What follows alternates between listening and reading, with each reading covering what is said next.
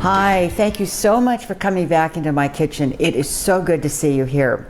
Today we are going to make something new and exciting and a part of this series of the 1940s cooking.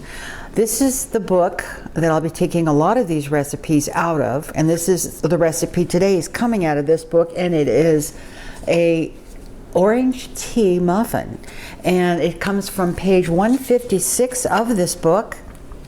Put that aside there. It's a very fragile book, as you probably saw in one of the videos I did before, and I will link it up there. It's very fragile, and I actually had one of my viewers, Vicky Short, and she wrote and said, you know what you might want to do is take a photograph with your phone of that recipe so you're not constantly putting stress on it. I thought that was a terrific idea, and thank you so much, Vicky. All right, well, we're going to get started on this recipe, so let's get baking. I'll start with the dry ingredients, and here in my bowl I have some all-purpose flour. The recipe calls for it to be sifted, and even though in today's world we don't need to sift flour, I sifted it. So it called for sifted flour, which I did, and now we're going to put in 3 teaspoons of baking powder. And I don't know whether you noticed this or not. I date everything, but I date my baking powder because sometimes it does have kind of an expiration date. Is how, you know, how far out it's good with its activity level. You know how it will make things rise. There's 1, 2, and 3. And then I'm going to add some salt. I'm looking at my recipe here, and that's 3/4 of my mother. I can remember my mom making so many recipes out of this book. And even though it says it's part of, it was made during World War II, there are a lot of recipes, and in the book it does say this, that there are some recipes that are not necessarily, you know, you can make because of the rationing that was going on. And it said you may have to wait, you know, for some of these recipes until the war is over and rationing stops. Okay, so we've mixed that up, and I'm going to set that aside, and we're going to get to the wet ingredients. We are ready to get on with the wet ingredients. This is 1/4 cup of sugar. Things like sugar were rationed, so they didn't use a lot of sugar in their recipes. The one thing that I have changed about this, it called for shortening, and I don't have any shortening. I rarely use shortening, so I am substituting out olive oil. Again, that, you know, that could be your preference. If you'd like to really go as authentic as possible, then you could use the shortening, but I'm going to go with the avocado oil. And I am to take a mixer now and to mix this till light and fluffy, but because there's no shortening, it may not get that light and fluffy, so we're going to experiment with that, and once we have this done, I'll be back. As I said, the shortening might have been a little more effective than the oil, and I think I might have said olive oil. This is avocado oil. Next is going to come in an egg, and I'm going to give this another mix with my electric mixer, and we'll be back. All right, there we are on this, and this is looking a little bit, you know, more in line with light and fluffy, but it's still pretty wet. All right, I'm going to now add 1/2 cup of orange juice, and the rind of, well, it's about 2 tablespoons of rind, excuse me, 2 tablespoons of orange rind that has been grated off the orange peel. Putting that in, put that there for now, and then I'm going to put in 1/2 cup of milk. And then I'm just going to use my mixer to just really just get this mixed in. I don't want to beat this any more than necessary. The recipe says just to mix it until blended, so that is exactly what I'm going to do. This is how it looks after it was all mixed together. So everything's nicely mixed, and I'm now going to add this and to the dry ingredients. It's very, you know, these muffin recipes, the way they're put together are very similar. You have your dry ingredients, you have your wet ingredients.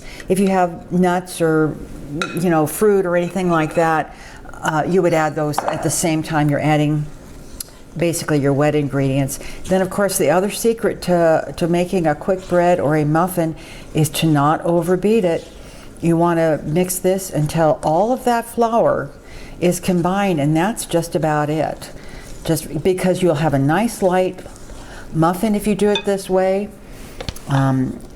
It won't be, you know, kind of, they always say tough, but it won't be tough. It'll be nice and hopefully nice, light and fluffy. I'm going to mix this just a little bit more. And that is it. That is all I'm going to mix. There's a little bit of flour that you can see there, and there's nothing on the bottom. So I'm going to bring my muffin tin in, and we'll get started putting this in the tin. I have brought my muffin tin in. Now, back in the old days, they didn't have those, but we do. Isn't that wonderful? So I'm going to take my batter here, and I'm supposed to get a dozen out of here, and I think I certainly will. You know, the one thing when you make quick breads and you've added your baking powder to milk or to even juice, that's another one here, that baking powder becomes active almost immediately. And so you don't want to dilly-dally and leave this sitting around. If you had to, you could put it in the refrigerator, but the best thing to do is, you know, use it right away. And I am not going to get a dozen muffins out of this. I'm going to get 9, probably. Let me see, I'm going to get my spatula here, and we're going to see about how many I'm going to get. Put this here. Actually, you know, I suspect that the muffin tins, maybe back in the 40s, 50s, might have actually even been smaller, you know, the smaller size, and that's why you were able to get a dozen. And I think, whoops, I'm making a heck of a mess because I'm reaching for something and not watching what I'm doing. And really, yeah, I'm going to try to steal a little bit from each of these, and I'm going to clean up that mess before I put this in the oven. And I'm looking to see if there's any others here I can take a little out of. No, I think that's going to be it. There. I think that's going to be it. So I think that, as you can see, I got 10 out of this batch. So here we are. I did clean up my mess, and I'm going to take these 2 out like so. Here, looks pretty good. They're nice and fluffy already.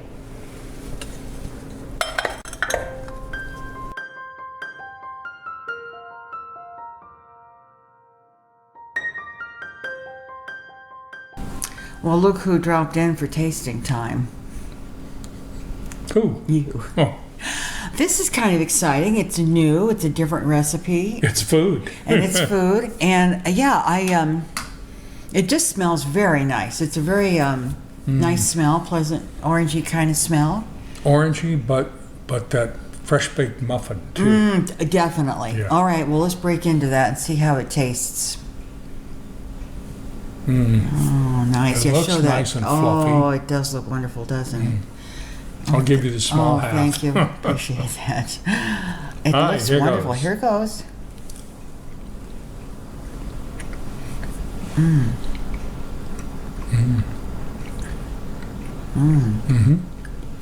It does have a wonderful texture. Oh yeah.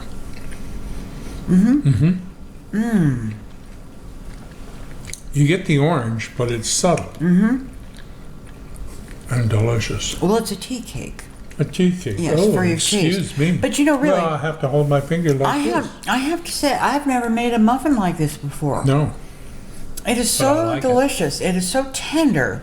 And it has very nice, delicate orange flavor.